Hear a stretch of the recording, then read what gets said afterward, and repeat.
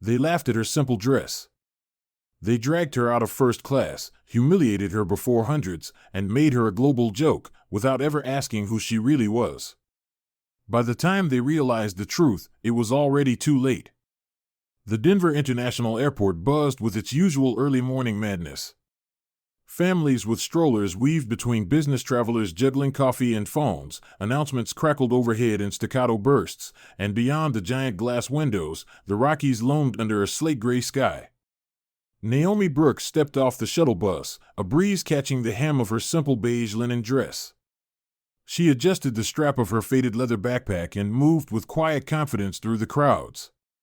At 36, Naomi had a striking presence, not the loud, attention-seeking kind, but the kind that lingered. Her skin glowed with a deep, rich warmth, her natural hair pulled back into a neat bun. A worn gold pendant swung lightly against her chest with every step, a gift from her grandmother that she never took off. No designer luggage. No bodyguards. No flashy sunglasses or high-end handbags. Naomi could have blended into any crowd, and that's exactly how she liked it. She wasn't just another passenger. Naomi was the co-founder and 40% shareholder of Stellar Air, a billion-dollar airline company redefining affordable luxury travel. Her husband, Elijah Brooks, had built the empire, but Naomi was its heart. Yet she insisted on flying commercial, with the regular people, feeling the pulse of those they served. Their private jet sat idle in a Denver hangar, and used by her choice. She always said staying grounded helped keep her human. Naomi's boarding pass read first class, seat 1C, a rare indulgence on today's trip to Seattle. She had a few reports to read, some contracts to review, and she needed the quiet. She bypassed the glossy Stellar Air lounge and made her way straight to the gate. As she approached the counter, the gate agent, a young woman named Madison Cole, offered a bright smile that faltered the moment her eyes scanned Naomi's plain dress and weathered backpack. "Good morning, ma'am," Madison said, her voice catching slightly. "May I see your boarding pass again?" Naomi handed it over without hesitation, her voice smooth. "Naomi Brooks." Madison's fingers danced nervously over the keyboard. Her smile stiffened. A man in an expensive suit nearby chuckled under his breath just loud enough for Naomi to hear. "Economy's that way," he muttered. Naomi didn't flinch. She merely smiled politely and fixed her gaze on the jetway, the final stretch to peace and focus. The first-class cabin of Stellar Air's new Dreamliner gleamed with understated elegance, plush leather seats, warm lighting, and a subtle scent of lavender that calmed the senses. Naomi slid into 1C, placing her backpack neatly under the seat and pulling out a battered novel. She tucked her gold pendant inside her dress and prepared to lose herself in the pages. But peace was a fleeting thing. Across the aisle, Bianca Fleming, a woman dripping in designer labels and gold jewelry, leaned toward her seatmate, her voice a little too loud to be polite. "Who let her in here? That dress looks like something from a bargain bin." A few snickers followed. Bianca snapped a photo, pretending to text but angling her phone so that Naomi's faded backpack and simple dress were clearly visible. "Maybe she's trying to get noticed," Bianca said to no one in particular. Another passenger, a thin man in a Rolex, added, "Must be a gatecrasher. Security's slipping." Naomi turned a page in her novel, her face unreadable, but the heat creeping up the back of her neck betrayed her. Moments later, a flight attendant appeared. Susan Marks, mid-40s, her uniform pressed to perfection, her hair twisted into a severe bun. "Excuse me," she said sharply, her tone already tinged with suspicion. "First class is reserved. May I see your boarding pass?" Naomi calmly handed it over. Susan's lips tightened. She turned on her heel and walked briskly toward the galley, summoning two other attendants, Kelly Reeves, young and overeager, and Brent Dalton, whose perpetual smirk suggested he thought he had life all figured out. They huddled near the coffee station, whispering and darting glances back at Naomi. "Does she look first class to you?" Kelly asked, just loud enough to carry. Brent snorted. "Maybe she picked it up off the floor." Susan returned, holding Naomi's boarding pass between two fingers as though it might contaminate her. "There's been a mistake," she said, her voice rising slightly. "Please gather your things and come with us." Naomi's fingers grazed her gold pendant, grounding herself. Around her, the cabin fell silent. Curious eyes watched her, judgment dripping from every glance. She rose slowly, gathering her backpack, head held high. "There's no mistake," Naomi said quietly. "I booked this seat." Susan's smile was cold. "You're listed for economy. Row 35. Kelly crossed her arms. "Let's not make a scene." Brent loomed close enough that Naomi could feel his cologne. "Move it, lady, or we'll get security." Naomi's heart pounded, but her face remained serene. She walked past the rows of plush seats, her dignity intact even as whispers and snickers followed like a toxic cloud. Someone muttered, "Thought she could fool us." Another sneered, "Fake it till you make it, huh?" In economy, the atmosphere was staler, the seats narrower, the passengers packed tighter. Naomi found her reassigned seat, middle row, back of the plane. She stowed her backpack, sat down, and opened her novel again, though the words blurred behind the sting in her eyes. A man across the aisle leaned in, his bright tie swinging like a pendulum. "Nice try," he said with a mocking grin. "Stick to your lane." His wife was already filming Naomi on her phone. "This'll go viral," she whispered gleefully. "Scammer gets caught red-handed." As the last passengers boarded, flight attendants made sure to accidentally skip Naomi's row during beverage service. Kelly smirked as she passed, loudly saying, "Ran out." "Sorry, hun." Brent tossed a paper-thin blanket onto Naomi's lap with exaggerated generosity. "Don't say we didn't hook you up," he said, winking at a passenger nearby who snickered. The plane lifted off smoothly, but tension lingered like a bad smell. Susan strutted through economy, her badge gleaming. "Economy's full of surprises today," she said to Kelly, not bothering to lower her voice. Naomi sat still, her gold pendant heavy against her chest. She didn't rise to their bait. She simply turned another page. But the battle around her sharpened. Brent shoved the drink cart past her seat hard enough to bump her knee. "Oops," he said with fake sweetness. "Guess you should have stayed home." A woman nearby with earbuds dangling tweeted, "Lady tried to sneak into first class and got roasted LOL." Likes and retweets piled up before the plane even reached cruising altitude. Meal service came. Susan walked by, holding a tray of glossy menus meant for first class, ignoring Naomi completely. "Nothing for her," she said to Kelly, who giggled. "She's lucky to be on board at all." Snide comments rippled across the rows. "Some people don't know their place," muttered an older man reading a business magazine. Naomi took a sip from her own water bottle, her dignity her only shield. Midway through the flight, the man with the bright tie leaned across the aisle again. "Hey," he said with mock curiosity, "how many fake tickets you get away with a year?" His wife kept filming, her phone steady. Naomi met his eyes without flinching. "I'm just traveling like you," she said, her voice calm, even kind. He laughed.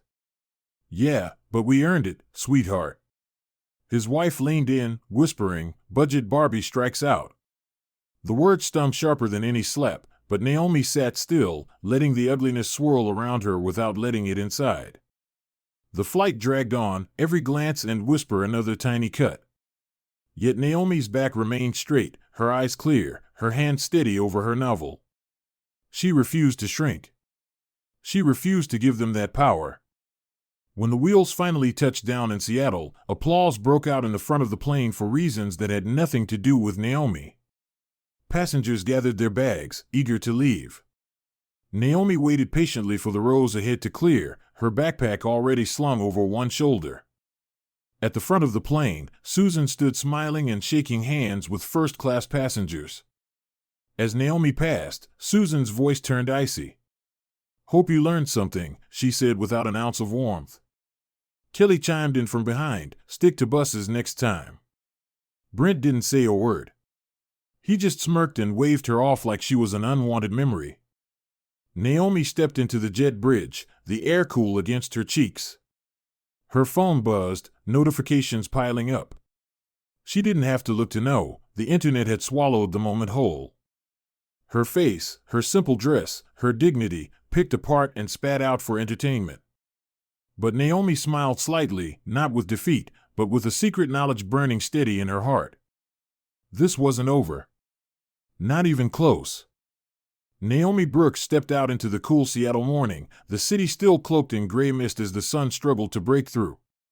Her faded backpack rested lightly on her shoulder, the worn gold pendant against her chest a steady reminder of who she was and who she refused to become. Her phone buzzed again, another notification, another cruel comment or viral clip twisting what had happened on Flight 829 into a mockery. She turned the screen face down. Let them talk. Let them laugh. Naomi wasn't interested in revenge. She was building something bigger, something they couldn't see coming. While the world feasted on the humiliation of a woman in a simple dress, Naomi quietly documented everything: screenshots, videos, comments, shares. She didn't respond. She didn't defend herself. She simply gathered evidence with the precision of someone who knew exactly what she was doing. Across town, at Stellar Air's gleaming glass headquarters overlooking Puget Sound, tension hummed through the executive floors. Susan Marks adjusted the cuffs of her blazer in the mirror of the ladies' room, Kelly Reeves touched up her lipstick with nervous hands, and Brent Dalton checked his reflection, smoothing back his hair with practiced nonchalance. They had been summoned for an urgent meeting with Stellar Air's top executives, a critical review, the email had said, but they all felt sure it was good news. After all, they had protected first class, kept the brand image intact. Maybe a commendation, maybe even bonuses. Brent smirked at his own reflection. About time someone noticed the heavy lifting he did. They rode the elevator up together, bantering in low voices about the gatecrasher and how they'd handled her.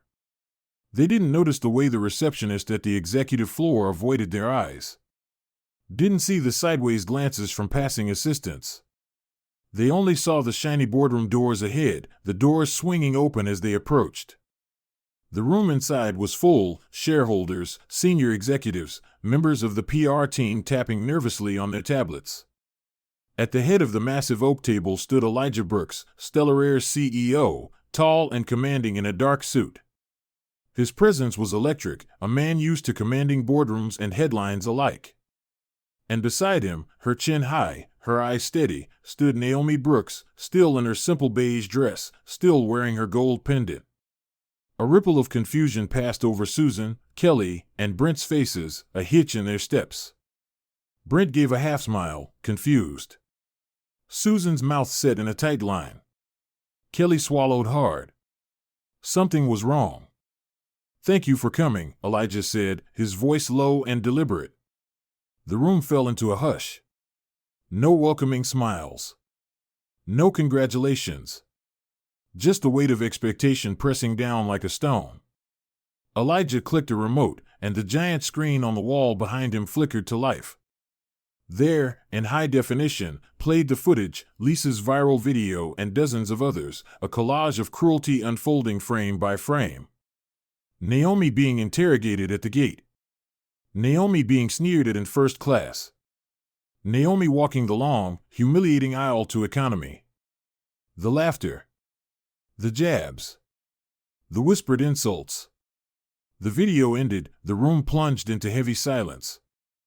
Elijah let it hang there before speaking.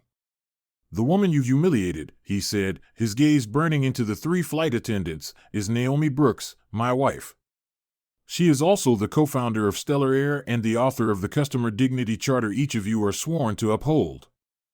Gasps rippled through the room. A couple of board members shifted uncomfortably. PR assistants froze, hands hovering over keyboards. Susan's face went pale. Kelly's mouth opened, then closed again. Brent's smirk evaporated. "You didn't just mistreat a passenger," Elijah continued, his voice sharpening. "You betrayed the values this company stands for. You judged her based on her clothes, her appearance, and in doing so, you judged every single one of our customers who doesn't fit your idea of belonging." He turned toward Naomi, giving her the floor without a word. Naomi stepped forward, her gold pendant catching the light. Her voice was calm but carried an unmistakable edge of steel. "I didn't come here to seek personal vengeance," Naomi said, her hazel eyes sweeping the room. "I came here because what happened to me is not unique. It's systemic." She slid a thick report across the table toward the board members. "This document outlines 27 cases, 27, where passengers were downgraded, mistreated, or publicly humiliated on Stellar Air flights based solely on how they looked. Wrong accents. Wrong shoes. Wrong jackets. Wrong faces." Her hand rested lightly on the file, her gaze unblinking. "I have the resources to defend myself," Naomi continued. "Most people don't. I'm here for them." A heavy silence answered her. Several board members exchanged grim looks. One elderly director, a woman with steely hair and a navy pantsuit, nodded slightly. Elijah stepped back in. "We have a choice," he said, voice cutting through the tension. "We can continue pretending it's isolated incidents, or we can admit the truth, we failed. And now we fix it." He looked directly at Susan, Kelly, and Brent. "Effective immediately, all three of you are reassigned. Susan Marks, you'll be working the customer complaint desk for the next month. Every angry call. Every outraged passenger. You'll face them all."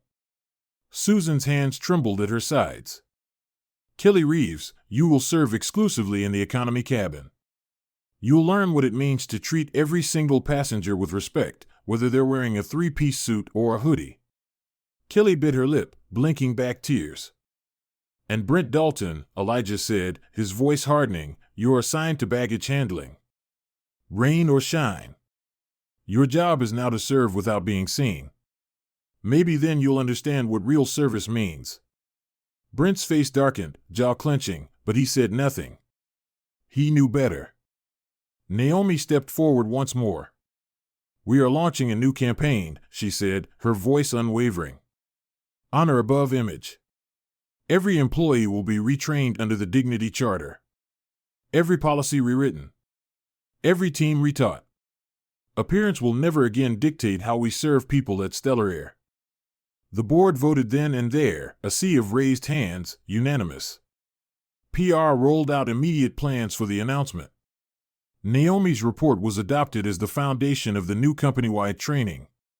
The damage control team began strategizing not how to bury the scandal, but how to own it, and to lead by example. As Susan, Kelly, and Brent were quietly escorted from the room, their careers hanging by threads, Naomi remained still, her hands loosely clasped before her. She hadn't needed to yell. She hadn't needed to argue. She had simply told the truth, and demanded better. Later that night, as Naomi and Elijah rode the elevator down from the boardroom, he turned to her, pride shining in his eyes. "You didn't just fight for yourself," he said softly. "You fought for everyone who's ever been overlooked." Naomi smiled, a small, tired smile, the weight of the day pressing down but not crushing her. "One step at a time," she said, touching the worn gold pendant at her chest. "We rise." Outside the glass doors, Seattle's streets gleamed under streetlights, the mist finally giving way to a cool, clear night. Naomi pulled her faded backpack higher on her shoulder and stepped into the darkness, the city sprawling before her like a blank page ready to be rewritten. 3 months later, the early morning sun bathed Denver International Airport in a soft golden light, and Naomi Brooks stepped off the shuttle bus once again, her faded backpack slung over one shoulder, her simple beige linen dress fluttering lightly against the cool breeze. The worn gold pendant at her neck caught the light as she moved steadily toward the terminal, every step calm, measured, and free of the heavy burden she had carried the last time she boarded a plane here. This time was different. The air felt different. The weight of humiliation had been replaced with something far stronger, hope, and the quiet certainty that change had begun. As Naomi approached the Stellar Air check-in counter, she caught the faint smiles of agents who, recognizing her without making a scene, greeted her with warm professionalism. No hesitation. No judgment. Just respect. A young woman with a neat Stellar Air blazer, a new hire by the name of Maya Jennings, smiled brightly as she scanned Naomi's boarding pass. "Welcome aboard, Ms. Brooks," Maya said, genuine warmth in her voice. Naomi returned the smile, a soft nod of acknowledgement passing between them, an unspoken understanding of the importance of what this moment represented. Security was smooth, courteous. No sideways glances. No whispered mockery. As Naomi walked toward her gate, her backpack light against her spine, she noticed little things: the attendant helping a weary mother juggle strollers and passports, the agent patiently assisting an older gentleman who had trouble with his mobile boarding pass. These small kindnesses, once sporadic, were now part of the culture, woven into the very fabric of Stellar Air's service. Naomi reached the gate where her flight to Chicago was boarding, and her heart lifted when she spotted a familiar face. Brent Dalton stood near the gate, his Stellar Air uniform a little wrinkled, a badge clipped firmly to his chest, but the cocky smirk was gone. In its place was something humbler, quieter, more human. As Naomi approached, Brent straightened, meeting her eyes squarely. "Welcome back, Ms. Brooks," he said, his voice low, sincere. "Thank you for the lesson." Naomi offered him a small, understanding smile, the kind that carried no malice, only the quiet acknowledgement that true growth often comes at a price. She stepped onto the jet bridge, feeling the warmth of new beginnings settle around her shoulders. Inside the cabin, the mood was different from that ill-fated flight months ago. Flight attendants moved with a genuine grace, greeting each passenger with the same kindness, no matter the brand of their luggage or the fabric of their clothes. Naomi found her seat, 1C again, tucked her backpack neatly underneath, and settled in with her worn novel. Across the aisle from her sat a young Latina woman, maybe 20 years old, clutching a battered duffel bag so tightly it looked like it might be the only thing she owned. Her hoodie was faded, the edges fraying, and her sneakers had seen better days. Yet the flight attendant approached her with the same care and respect given to the sharply dressed businessman a few rows back. "Can I get you a pillow or a blanket, miss?" the attendant asked warmly. "Would you like a warm meal once we're airborne?" The young woman's eyes widened slightly, and used to such kindness in a place where appearances usually dictated treatment. She nodded shyly, her hands trembling a little as she accepted the pillow. Naomi watched the exchange, her heart full. This was why she had endured the public shaming, the viral mockery, the judgment. Not for apologies. Not for revenge. But for moments like this, when someone who might have once been ignored, dismissed, or humiliated was instead treated like they mattered. The engines roared to life, the plane rolling back from the gate, and Naomi let her eyes drift closed for a moment, feeling the thrum of hope pulse through her chest. When she opened her eyes again, the young woman across the aisle had pulled out a battered composition notebook, scribbling notes furiously, a spark of possibility dancing across her face. Naomi smiled quietly and opened her novel, the pages worn and familiar beneath her fingers. As the plane climbed into the endless blue, Naomi reflected on how far things had come, and how much further they still had to go. Stellar Air's campaign, Honor Above Image, had gone viral in the months since the incident. The company's retraining efforts had been rolled out across every department, from executives to ground staff. "Respect isn't worn, it's earned" became a mantra posted in every break room, every crew manual, every office wall. Hashtags like hashtag Naomi Brooks Rises and hashtag Honor Above Image trended for weeks. Stories pouring in from passengers sharing moments when small gestures of respect had turned difficult days into bearable ones. Not everyone had been kind in the beginning. Some had mocked her, accused her of seeking attention, of playing the victim. But the majority saw the truth in her silence, the dignity in her refusal to strike back. They saw strength, not weakness, in the way she chose to build instead of destroy. As the flight attendants moved through the cabin with trays of hot meals and warm smiles, Naomi noticed Brent slipping quietly past her row, assisting an elderly veteran struggling to stow his bag, bending to help without fanfare. Growth wasn't loud. It didn't announce itself. It simply happened, often in the quiet corners of human interaction. Naomi tucked a loose strand of hair behind her ear, her pendant glinting softly against her chest. Outside the window, the Rockies stretched far below, majestic and unbothered by the noise of the world. Hours later, as the plane began its descent into Chicago, Naomi closed her novel and sat back, taking a long, thoughtful breath. Change was never comfortable. It was messy, painful, public, and slow. But today proved it was possible. One woman, dressed in linen and carrying a faded backpack, could challenge an entire system simply by refusing to accept less than dignity for herself and for others. When the seatbelt sign chimed, passengers rose from their seats, collecting bags and exchanging casual conversation. Naomi stayed seated, watching the young Latina woman across the aisle gather her things with a small, grateful smile on her face, the warmth of genuine human kindness having wrapped around her throughout the journey. As Naomi exited the plane, the captain at the door, a woman, middle-aged, her uniform crisp but her smile kind, nodded at her. "Thank you for flying with us, Ms. Brooks," she said. "You've made a real difference here." Naomi smiled and touched her pendant briefly. "Thank you for seeing people," she said simply. Outside, the wind carried the chill of early spring, and Naomi moved into the bustling airport, the city of Chicago sprawling before her in all its chaotic, vibrant glory.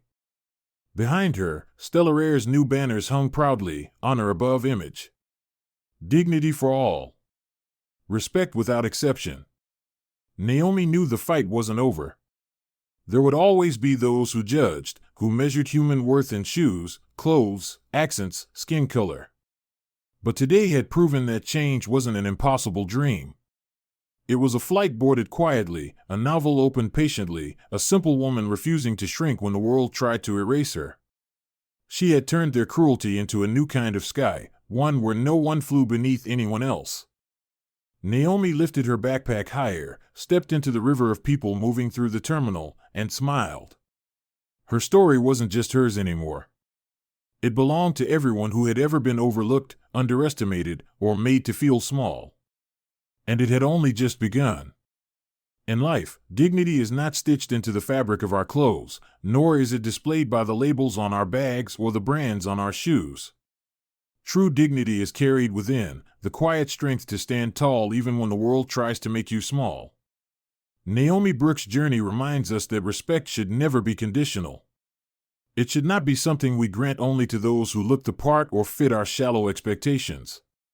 It must be a birthright, recognized in every human being we encounter, no matter how they dress, no matter what they carry, no matter how quietly they walk through the world. There will always be those who judge quickly, who mistake humility for insignificance, who confuse simplicity with lack of worth. But let Naomi's story be a reminder: true power often walks in silence. It is found not in the loudest voice in the room, but in the steady heart that refuses to be bitter, refuses to lash out, refuses to let cruelty define them. Real strength is in the restraint to choose building over burning, compassion over retaliation. For each of us, the opportunity to make a difference is stitched into our daily lives. It's in the way we greet a stranger, the way we serve someone with less, the way we withhold judgment when the world pushes us to assume. We are given the choice to be the reason someone remembers kindness, or the reason they remember cruelty. Choose wisely. And if you, like Naomi, ever find yourself overlooked, dismissed, or underestimated, remember this: you are not defined by their assumptions. You do not owe anyone proof of your worth. You are already enough. Your story, your journey, your quiet persistence, it matters more than you know. Sometimes the greatest revolutions begin not with a shout, but with a simple refusal to bow to injustice. On behalf of U.S. Edifying Stories, thank you for spending this time with us today. Thank you for believing, like we do, that stories have the power to open hearts, to challenge bias, and to spark change, one listener, one story at a time. If Naomi's journey touched something in you, we encourage you to carry that spirit forward. Treat others with kindness not because of who they are, but because of who you are. Walk proudly in your own story, even if others fail to see its worth. And remember, sometimes, the most powerful person in the room is the one the world never bothered to look at, until it was too late to ignore them. Thank you for being part of our community. Until next time, stay kind, stay strong, and stay true.